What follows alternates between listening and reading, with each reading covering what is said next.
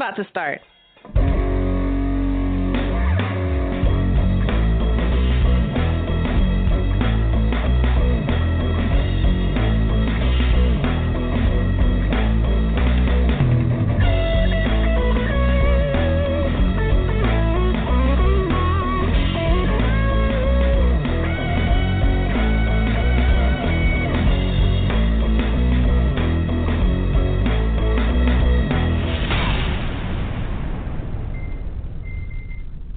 Good evening, everyone. Welcome to another episode of No Conduct Radio.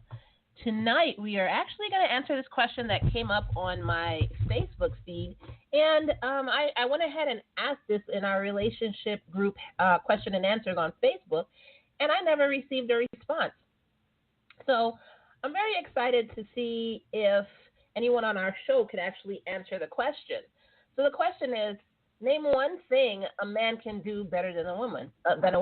So the only answers that I got on Facebook, on our Facebook group, were just like sarcastic answers. Let me put it that way. Nobody really answered the question. So I'm going to actually put this question to our panel of hosts here, and we're going to see, if we can get an answer. Being that we have two men on and two women, and we'll see if we can get an answer. Unfortunately, as usual, it appears that Blog Talk Radio is having an issue. So I am actually trying to get my panel of hosts on air. They're actually here. Shar apparently was here on time. Oh my God. But Blog Talk Radio has everyone blocked out except me because I'm special. So in the meantime, I want to talk about something else. I was listening to another radio show the other day, the Kevin and Bean show, because I love that show. I don't know if anybody knows that show, but I know you're not supposed to recommend other companies. Well, that's what people say. I don't believe that. But I recommend Kevin and Bean. They're hilarious. But I was listening to that show, and they said a woman came into a store, into a Sephora store. So this is a story. A woman came into a Sephora store, and her son, I guess they have like a panel of eyeshadow that kind of looks like finger paints. And her son then, took that eyeshadow and was treating it like finger paints, and I guess she wasn't paying attention to him. And he ruined I think it was like $300 to $400 worth of makeup by messing with that eyeshadow kit. So, a customer took a picture of it. I guess the customer who told the mom about it took a picture of it, and was like, stand that. Not everyone can have a babysitter for their kids or whatever. However, I have children as well, and when I take them, if I take them to the makeup store with me, I tell them it's a strict hands in pocket rule. Number one. Number two, I only limit my time to like 10 minutes because I know children get bored. And number three, I really just try and do that when they're like in school or not with me. I don't really go when they are with me, but if the time arises that I do have to go when they're with me, I have rules for it.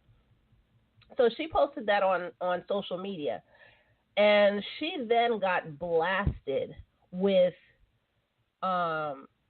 negative remarks talking about she's mom shaming and you shouldn't mom shame, and just a whole bunch of other stuff. Not everybody has the means to have a babysitter for their kids. Just a bunch of just negative responses to this mother basically telling this woman that you need to control your child.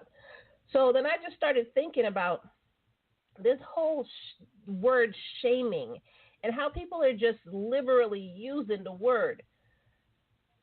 She wasn't mom shaming. She was basically telling a woman who doesn't know how to take care of her kid or doesn't have the common sense if your child is a wild child because you don't believe in discipline to leave your kid out of a store that's gonna, if he's gonna ruin it, it's gonna cost him. It's gonna cost you or the store because more than likely the store's not gonna charge you, but it's gonna cost like hundreds of dollars to get whatever he broke repaired. And instead of just understanding that this woman, and this woman didn't say, she did say that I understand that not everyone has the means to X, Y, and Z. Then she gave alternatives.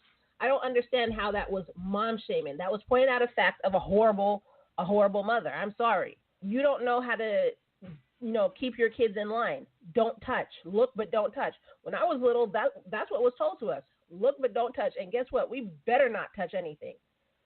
But nowadays, people don't like to discipline. You allow the children to, make their own rules, or whenever they do something bad, they come to you to tell you why they did something bad, and it's really getting out of hand. And this word shaming, it's being used out of context. This is what I think.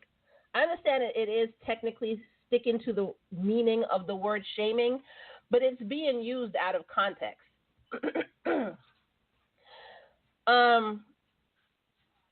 If you tell a mother that you need to do better as a mother, that's not shaming her. That's giving advice. It used to be, it takes a village. Now it's just mind your business. So it's not shaming that mother. It's giving advice. Number two, if you tell a whore you're doing the walk of shame, that's not slut shaming. Calling somebody a whore, that's exactly what you are. There's no way to shame a slut. She shamed herself already. She or he shamed themselves already by being in that predicament. So there's no way for the outside world to then go ahead and shame them. Fat shaming. Now, I understand if you're just being evil to a fat person, like, making fun of them, like, oh, tubby, blah, blah, blah, blah, blah. But if you tell somebody, hey, you really have to lose weight, I really feel that, it's healthier if you would lose weight, et cetera, that's not fat shaming. That's telling a fat person who is not fat for a medical reason to get up off your tubby ass and do something about it. That's not fat shaming. I can't even think of whatever else that they say is supposed shaming. But, to me, the word shaming is used out of complete context nowadays. And everybody feels like, you're fat shaming, you're mom shaming, you're slut shaming, you're, I don't know, gay shaming, homophobic shaming, bully shaming. I don't even know anymore. But I think this word is just being used completely out of context. That's my view on that. I wonder what the rest of our hosts have to say. Unfortunately, Blog Talk has completely blocked us out of our studio area, and I haven't been able to get them on yet. I know they're waiting. I know they're probably patiently listening, but I can't get you on. So I'm going to see if while I try and resolve the issue, if I have a song maybe I could play for y'all instead. I could sing for you, but then that'll make your ears bleed.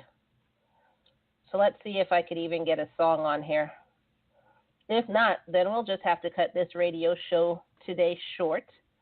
You heard my 10-minute rant. And we'll probably have to pick it up next week. Thanks, Blog Talk. Thanks, Obama.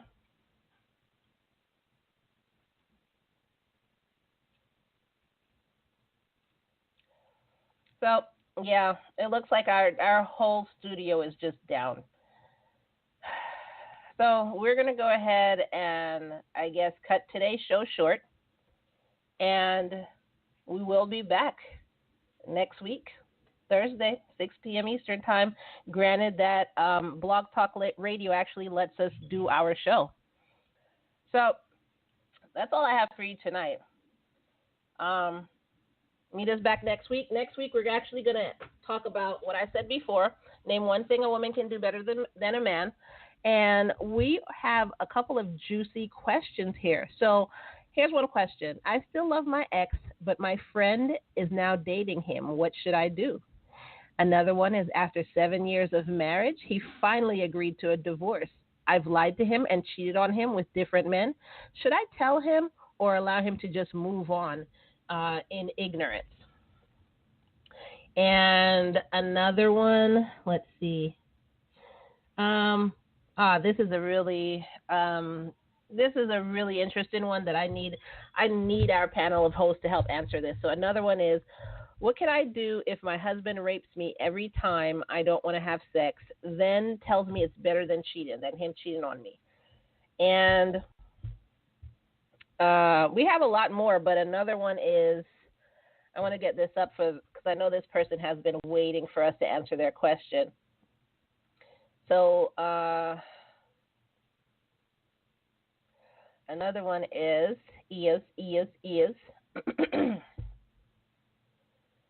I'm dating this guy, and a few weeks back we had some issues involving his parents, and during that time I kind of fell out of love with him.